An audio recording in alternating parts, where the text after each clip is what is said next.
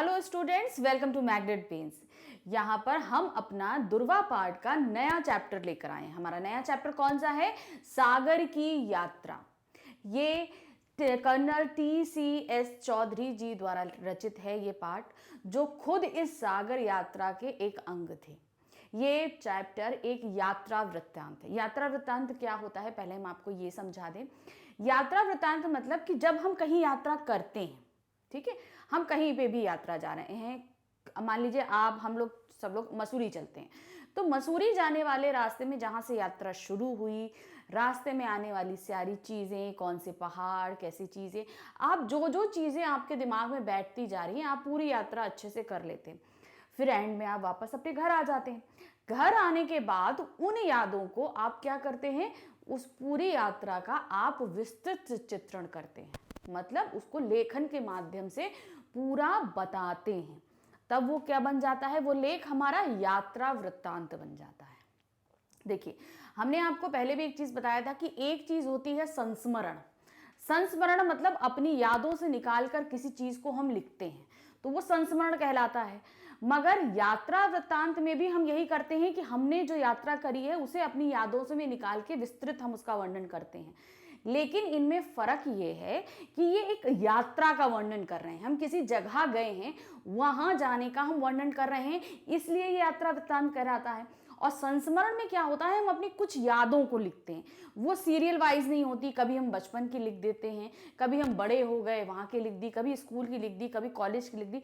कोई भी चीज हम ऐसी निकाल के, या हमारे साथ कोई घटना घटित हुई हो हमारे जैसे उसमें, तो हमने उसे लिखा हो, तो वो भी हमारा तब संस्मरण में आता है। लेकिन यात्रा वृत्तांत और संस्मरण में ये फर्क होता है कि यात्रा में हम किसी सफर का विस्तृत वर्णन करते हैं, और संस्मरण में हम अपने जीवन की कुछ यादों को निकाल कर रखते हैं, किसी के सामने लिखते हैं, तो वो जब कोई पढ़ा जाता है तो उस लिखने के बाद वो संस्मरण बन जाता है।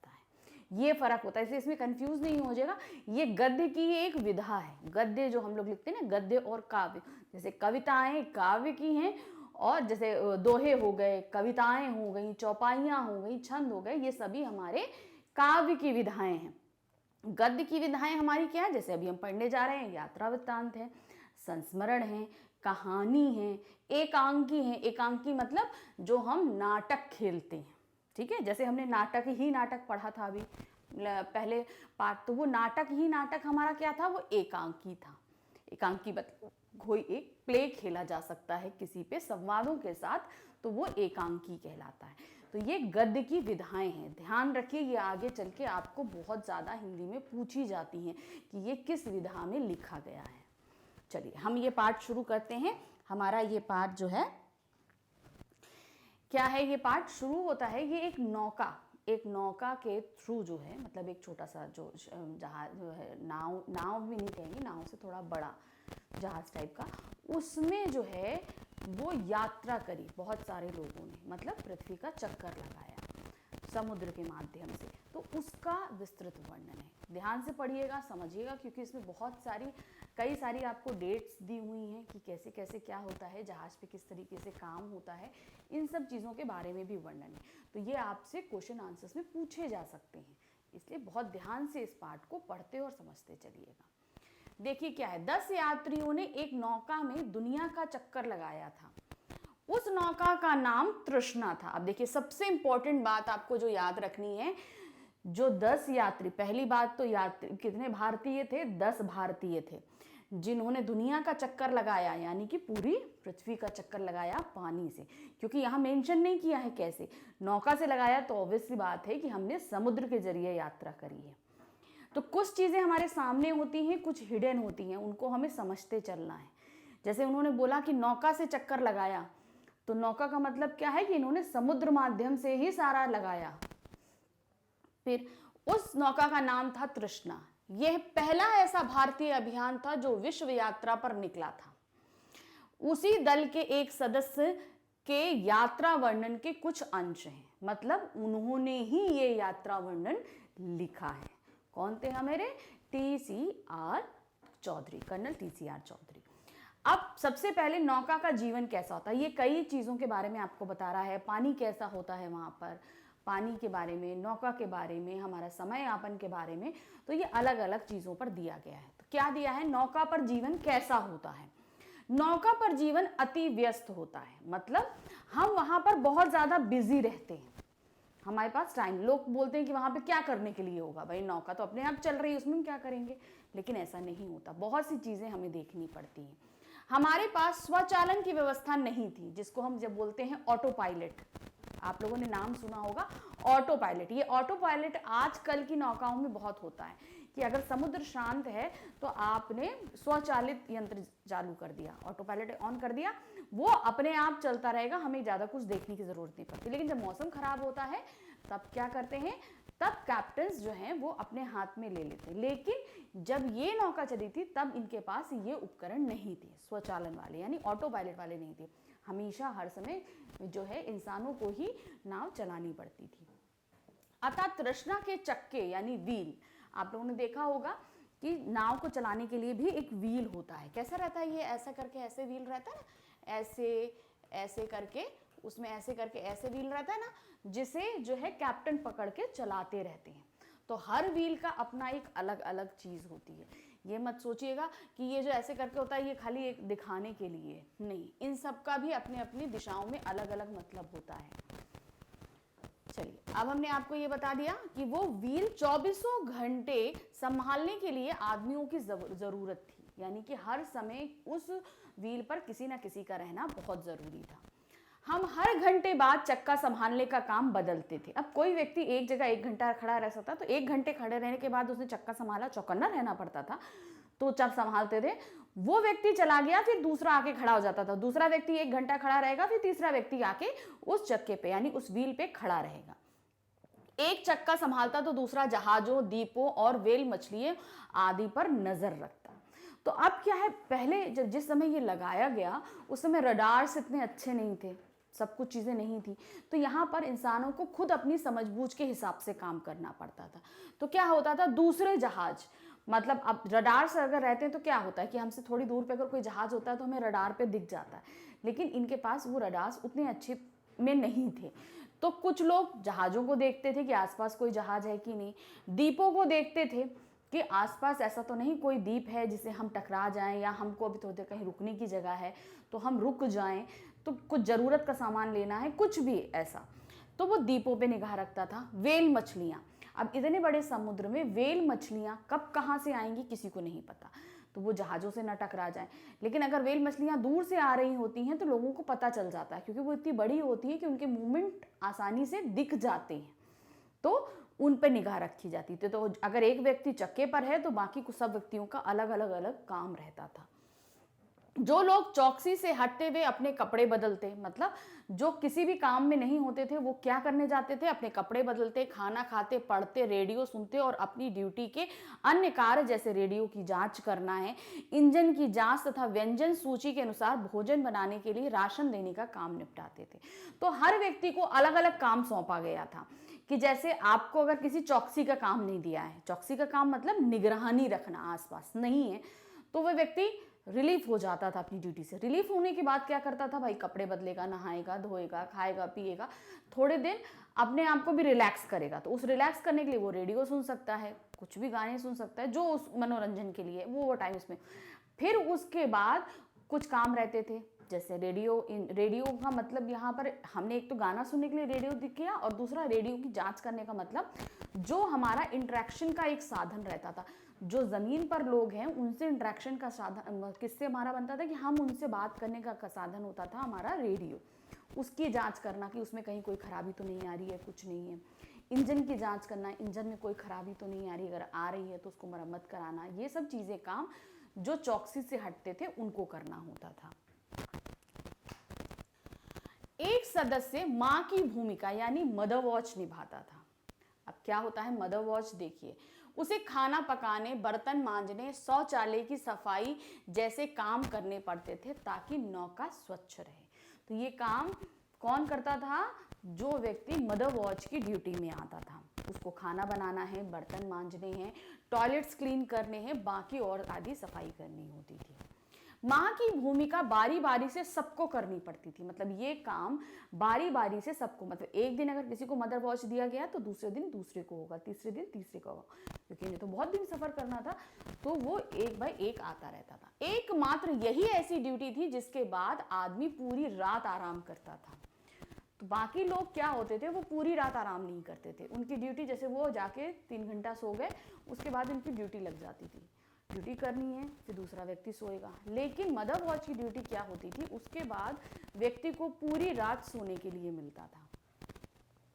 5 दिनों में केवल एक बार बारी आती थी, मतलब 5 दिन बाद छठे दिन एक बार मदर वॉच की बारी आती थी।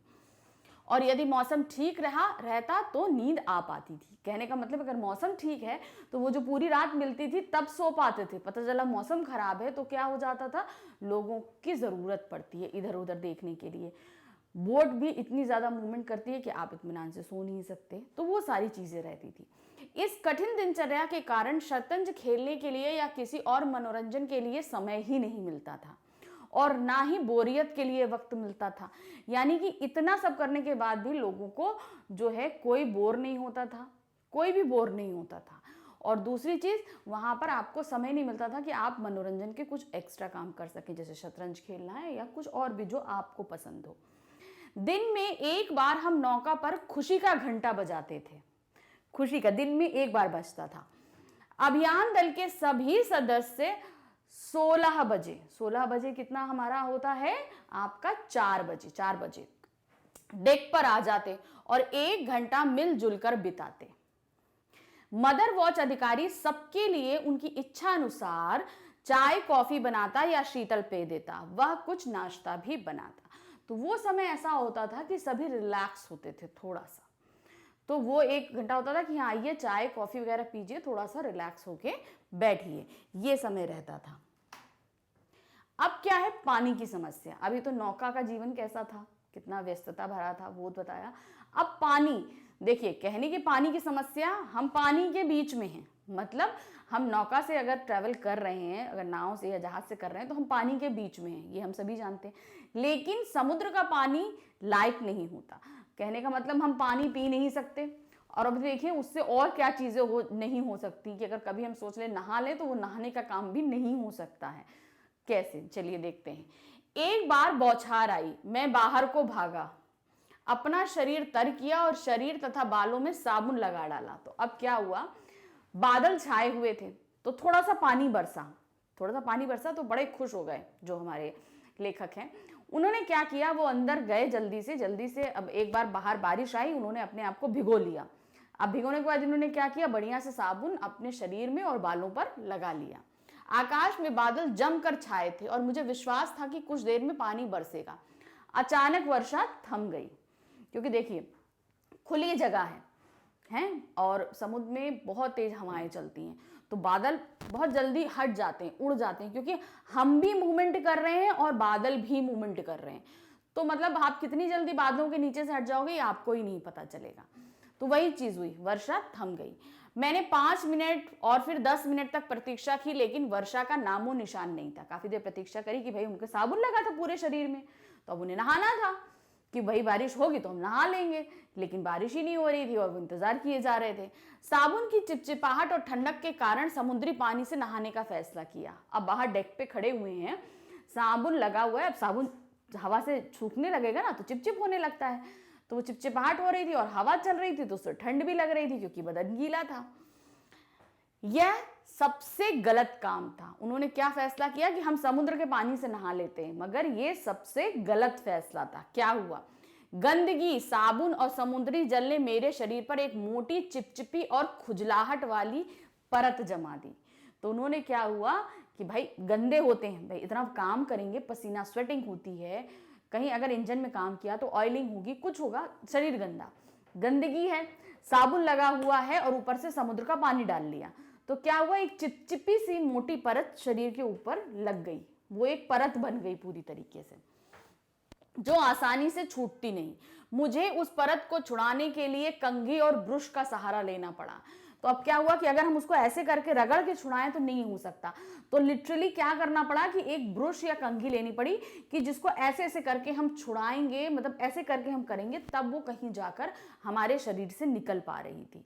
तो आप खाली इमेजिन कीजिए, हम आपको एक तरीका बताते हैं ये कैसी हो सकती है। हमारे हाथ में आलू है, ठीक है, उबला हुआ आलू है, और हमने उसको मैश किया, खूब अच्छे से मैश किया कि उसमें लस आ गया अच्छे से, और फिर उसे हमने खूब अपने हाथ में रगड़ लिया और थोड़ी देर सुखा दिया। तो वो क्या होगा, एक परत सी जम जाएगी। तो वो परत हम तो क्या करते हैं, हम लोग पानी से धोते हैं तो वो इजीली छूट जाती है, लेकिन ये परत जो थी ये ऐसी चिपचिपी थी कि ये पानी से नहीं छूट रही थी। तो अब क्या होता है, जब हम लोग आलू जम जाता है तो हम लोग चाकू से ऐसे करके छुड़ाते हैं ना, तो वही चीज यहाँ पर हुई। वहां पे उनको छुड़ाने के लिए क्या लेना पड़ा, एक कंघी या ब्रश का सहारा लेना पड़ा, ताकि उस चिपचिपाहट भरी जो परत जमी थी उसको वो हटा सकें। और दूसरी वो खुजलाहट वाली थी, क्योंकि वो जमी थी तो उनको खुजल ईचिंग भी हो रही थी उस चीज से। मुझे उस परत को छुड़ाने के लिए कंघी और ब्रश का सहारा लेना पड़ा। छाती, हाथ और पैरों में उन्हें फेरने से ही छुटकारा मिला। मतलब हर जगह जब उन्होंने पूरी तरीके से उसको रगड़ रगड़ के खरोच खरचोर से निकाला तब कहीं जाकर उन्हें रिलैक्स हुआ। नैतिक शिक्षा यही है कि जब नौका पर स्नान करना हो तो अपने पास पर्याप्त पानी रखो या विशेष समुद्री जल साबुन का प्रयोग करो। तो अब यहाँ पे देखिए क्या है, अगर आपको समुद्र के बीच में नहाना है तो आप पर्याप्त रूप में पानी का इंतजाम रखिए, और अगर आपके पास पानी नहीं है तो समुद्र यानी खारे पानी से में भी नहाने के लिए एक साबुन अलग से आता है, आपको वो साथ में लेके चलना चाहिए, वो लगाइए और फिर समुद्र के पानी से नहा लीजिए, तो वो अलग है। हम लोग जो नॉर्मल साबुन यूज करते हैं वो समुद्री जल के साथ रिएक्ट अच्छे से नहीं करेगा, उसको कभी भी इस्तेमाल नहीं करना। विशेष समुद्री जल साबुन का प्रयोग करो। समुद्री जल में साधारण साबुन का उपयोग बिल्कुल मत करो। क्यों? क्योंकि वो ऐसे रिएक्ट करेगा कि उनके पूरे शरीर पर एक परत सी जम गई थी। नौका पर पहनने के लिए केवल 2 जोड़ी कपड़े थे, मतलब सबको सामान कम लाने के लिए बोला गया था तो सबके पास 2 जोड़ी कपड़े थे, होने के कारण उन्हें बार बार धोना पड़ता था।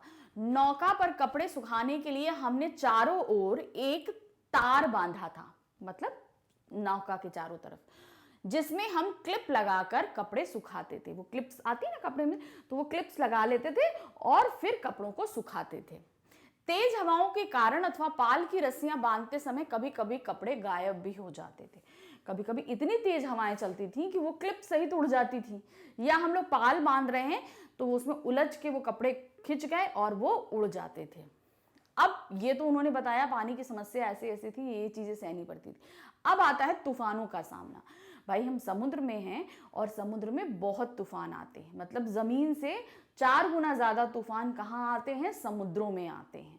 तो अब जब हम समुद्र में ट्रेवल कर रहे हैं तो बहुत सारे तूफानों का भी हमें सामना करना पड़ेगा। तो देखिए, हम सब इस अभियान के खतरों को जानते थे। हमें यह भी ज्ञात था कि शायद हम कभी वापस ना लौट सकें। तो मतलब खुद वो लोग सब एक नाविक थे, तो वो जानते थे कि यहाँ समुद्र में ट्रैवल करने से क्या क्या चीजें हमें नुकसान, मतलब हमें सामना करना पड़ेगा। हो सकता है हम किसी समुद्र में फंस जाए, हमारी नाव डूब जाए और हम सब कभी भी वापस घर ना लौटें। शुरू में ही हमें खराब मौसम का सामना करना पड़ा, मतलब जब उन्होंने ट्रैवलिंग शुरू करी तभी उनको इस खराब मौसम का सामना करना पड़ा था। हम रुकना नहीं चाहते थे, इसलिए मरम्मत का काम चलती नौका में ही करने की ठानी।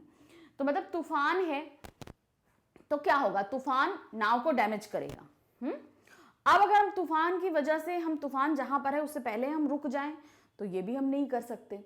अब या तो तूफान है तो उसने नौका डैमेज कर दी, तो हमें कहीं ना कहीं नौका रोकनी पड़ेगी, तब हम उसका जितना डैमेज है उसको सही करें। लेकिन नहीं, उन्होंने कहा कि हम रुकेंगे नहीं, हम ठीक है डैमेज किया है उसने, हम चलते रहेंगे और सारा जितना भी मरम्मत का कार्य है वो चलती नौका में ही हम पूर्ण करेंगे। कैप्टन ऐसे मौसम में 15 मीटर ऊंची मस्तूल पर चढ़े। अब देखिए ये एक फोटोग्राफ दी गई है ना, ये तो कैप्टन क्या थे, 15 मीटर ऊंची थी मस्तूल, उस पर चढ़े और उन्होंने एंटीना की मरम्मत की। तो एंटीना क्यों लगाए जाते हैं, देखिए आजकल के समय में एंटीना नहीं है, लेकिन हमने देखे हैं एंटीना। भाई पहले तो, आजकल क्या है डिश टीवी जो है वो लग जाते हैं छतों पे, लेकिन पहले एंटीना लगते थे। तो ये एंटीना क्या है, ये सैटेलाइट से सिग्नल्स पकड़ते हैं, जैसे आजकल डिश हो गई है वैसे ही पहले एंटीनास होते थे। तो ये भाई हम नौका पर हैं, ठीक है, नौका से हम जमीन पे यानी कि हम भारत में कैसे संपर्क में आ रहे हैं, तो वो संपर्क के लिए वो एंटीना बहुत कारगर रहता था। रेडियो कैसे काम करता है, तो वो रेडियो का संपर्क उस एंटीना के थ्रू भारतीय कार्यालय में था, जहां से पता चलता था कि नौका यहां पहुंची है, सभी लोग सही हैं, क्या कंडीशन है, ये लोग जमीन पर इसी के थ्रू पहुंचाते थे। अब क्या हुआ, तूफान हुआ तो एंटीना डैमेज हो गया। अब उसकी मरम्मत की गई। मरम्मत किसने करी, खुद कैप्टन ने करी। यदि थोड़ी सी भी असावधानी हो जाती तो वो आसानी से मस्तूल से टपककर समुद्र की गहराइयों में समा जाते। क्योंकि ये खतरे का काम था तो खुद कैप्टन ने करने की ठानी। वो चाहते तो वो किसी को भी भेज सकते थे, भाई कैप्टन का आदेश सभी को मानना पड़ेगा, लेकिन वो जानते थे कि ये बहुत ही खतरे का काम है, तो खतरे के लिए सबसे पहले कैप्टन को आगे आना होता है। तो वो आगे आए और उन्होंने काम किया। अगर जरा सी असावधानी होती तो वो तुरंत उतने ऊंचे से गिरते और सीधे समुद्र के अंदर चले जाते, जो उनकी जान के लिए बहुत ही खतरे का कार्य था, लेकिन उन्होंने ही किया। मेडागास्कर के पास एक तूफान आया और 12 मीटर ऊंची समुद्र की लहरें हमारी नौका पर टूट पड़ी। तो अब जगह देखिए कहां पर आया था, मेडागास्कर के पास, और उसे पानी से भर दिया। मतलब इतनी ऊंची ऊंची चलती हैं लहरें वहां पर कि वो तुरंत पूरा जहाज के ऊपर, जैसे ये जहाज है ना, आप देखिए आपको ये दिख रहा है कि कितनी ऊंची ऊंची लहरें चल रही, तो जहाज नीचे रह जाएगा और पूरी लहरें जो हैं वो जहाज के ऊपर आ जाती हैं। पानी से भर दिया। अभियान दल के सदस्य अनेक बार समुद्र में गिर गए, लेकिन सौभाग्य से उन्हें वापस नौका पर खींच लिया गया, क्योंकि उन्होंने नौका से जुड़ी रस्सियों को अपनी बेल्ट से बांध रखा था। तो जो लोग डेक पे काम करते हैं उनके लिए इंस्ट्रक्शंस रहते हैं, क्योंकि भाई वहां हवा बहुत चलती है। नौका हवा चलने के कारण क्या होता है, लहरें बहुत उठती हैं, और जितनी लहरें उठेंगी नौका में उतनी उछाल आएगी। अब उछाल होने के कारण क्या होगा, जो लोग डेक पे काम कर रहे हैं उनके वापस पानी में गिर जाने का डर रहता है। तो वो लोग जो काम करते हैं ना, तो अपने आप को नौका की रस्सियों से बांधे रखे हैं, उनकी बेल्ट पहनते हैं, वो उसको नौका से बांध के रखते हैं। अगर बाई चांस ये लोग नीचे गिर भी जाएं तो इन्हें वापस खींचना आसान हो, क्योंकि इतनी तेज लहरों में, इतनी तेज हवा में कौन किधर कितनी जल्दी निकल जाएगा नहीं पता रहता, इसलिए सबका बंधा रहना जरूरी होता है डेक के ऊपर। केप ऑफ गुड होप का चक्कर लगाते समय भी हम खतरनाक तूफान से टकराए। हवा की गति थी 120 किलोमीटर प्रति घंटा और समुद्री लहरों की ऊंचाई थी 15 मीटर। तो वो पहला तूफान था जो इनको मेडागास्कर में मिला। फिर दूसरा कहां मिला, केप ऑफ गुड होप पे। तो यहां पर और भयानक तूफान था, हर क्षण मौत को आमंत्रण दे रहा था। हम केप से 5 किलोमीटर दूर बह गए, मतलब जहां इनको लगाना था, तूफान की वजह से ये 5 किलोमीटर अलग बहकर निकल गए। हमें लगा कि हमारी नौका किसी चट्टान से टकराकर चूर चूर हो जाएगी। मतलब पानी ने उनकी नौका को इतना उठा के पटका कि उन्हें लगा कि हमारी नौका कर किसी चट्टान पर गई तो ये टूटकर चूर चूर हो जाएगी। हमने अपने जीवन रक्षक उपकरण खो दिए। जीवन रक्षक उपकरण मतलब जहां जो हमारी लाइफ के लिए बहुत जरूरी होते हैं। रेडियो सेट बेकार हो गए, यानी कि अब हम रेडियो जिससे हम संपर्क कर रहे थे वो सब बेकार हो गए। एरियल टूट गया और पूरी दुनिया से अगले 15 दिनों के लिए हमारा रेडियो संपर्क टूट गया। तो यानी कि जहां पर भी हम थे वहां से हमारा कोई भी संपर्क जो किसी से नहीं हो पा रहा था। ये करीबन 15 दिन तक के लिए रहा, क्योंकि उसके बाद उन्होंने मरम्मत कर ली। भारतीय समाचार पत्रों में खबर छाप दी गई कि तृष्णा लापता है। अब यहाँ पे जब संपर्क नहीं हो पा रहा तो वहां छप गई, बात फैल गई कि जो तृष्णा नौका जिसपे ये सभी लोग सफर कर रहे हैं, ये क्या हुआ, ये लापता हो गई है। जिस कारण हमारे परिवारजन और मित्रगण बुरी तरह घबरा गए। उन्हें लगा कि भाई हमें खबर मिलती रहती है तो हमें संतुष्टि रहती है कि हमारे परिवार वाला ठीक है, लेकिन जब हमें खबर नहीं मिलेगी तो हम घबराना हमारा नेचुरल है। तो वही उन लोग के परिवार वालों के साथ। एक दल हमारी तलाश में भेजा गया, लेकिन वह भी असफल होकर लौट गया। अनुभव बढ़ने के साथ हम नौका को निश्चित राह पर बनाए रखने में सफल हो गए। तो मतलब क्या था, अनुभव बढ़ रहा था। मतलब हम अगर किसी कार्य को नहीं करते हैं तो हम उसके बारे में नहीं जानते हैं, लेकिन जैसे जैसे हम थोड़ा थोड़ा करने लगते हैं तो फिर क्या होता है, हम जानने लगते हैं, तो हमारा धीरे धीरे अनुभव बढ़ने लगता है। कोई भी काम आप ले लीजिए, घर का कोई काम ले लीजिए, पढ़ाई ले लीजिए, कुछ भी ले लीजिए। एक छोटा सा बच्चा, चलिए हम छोटे से बच्चे से आपको उदाहरण देते हैं, उसका अनुभव कैसे बढ़ता है। एक छोटा बच्चा जो पढ़ना लिखना नहीं जानता, वो पेंसिल पकड़ना तक नहीं जानेगा, उसको पेंसिल दो तो वो ऐसे करके पकड़ता है। तो ऐसे तो पेंसिल नहीं लिखी जाती, लेकिन सबसे पहले वो पेंसिल ऐसे ही पकड़ेगा और ऐसे ही करके वो लिखना शुरू करता है। सबसे पहले वो ऐसे ही करता है। फिर धीरे धीरे जब उसे लगता है कि ये तो हम होल्ड कर ही नहीं पा रहे, तो फिर उसके पकड़ने का तरीका बदलने लगता है। वो उसको अनुभव होता है, हम जब तक कोई चीज नहीं करेंगे तब तक हमको चीज का अनुभव नहीं होगा कि ये कैसे होगा। तो वही चीज हुई कि जब ये अनुभव हुआ, हम उसको होता है कि हम इसको नहीं पकड़ पा रहे, तो फिर वो उसको धीरे धीरे पकड़ना शुरू करता है। फिर ऐसे पकड़ेगा, ऐसे भी कोई नहीं लिख पाएगा। फिर उसकी होल्डिंग धीरे धीरे बढ़ती है, ग्रिप जब बढ़ती है तो, लेकिन ग्रिप में तब भी पावर नहीं होती। फिर जब उससे बोला जाता है लिखने के लिए, तो फिर जोर जब लगाता है तब उसकी ग्रिप में पावर आती है। तो वो छोटा बच्चा इस तरीके से सीखता है। तो उसी तरीके से इन्होंने जो लास्ट लाइन बोली ना कि अनुभव करने बढ़ने के कारण हम धीरे धीरे उसे निश्चित स्थान पर ले आए। तो अब उनके साथ तूफान आने के कारण उनके बहुत से उपकरण बेकार हो गए, टूट गए या बह गए, खो गए। तो अब क्या हुआ, अब हमें रास्ते की जानकारी नहीं। उपकरण खो जाने पे क्या होता है कि हमें रास्ता नहीं पता। भाई समुद्र में कोई माइलस्टोन या कोई पहचान तो होती नहीं है। पहचान क्या होती है, सूरज और तारे।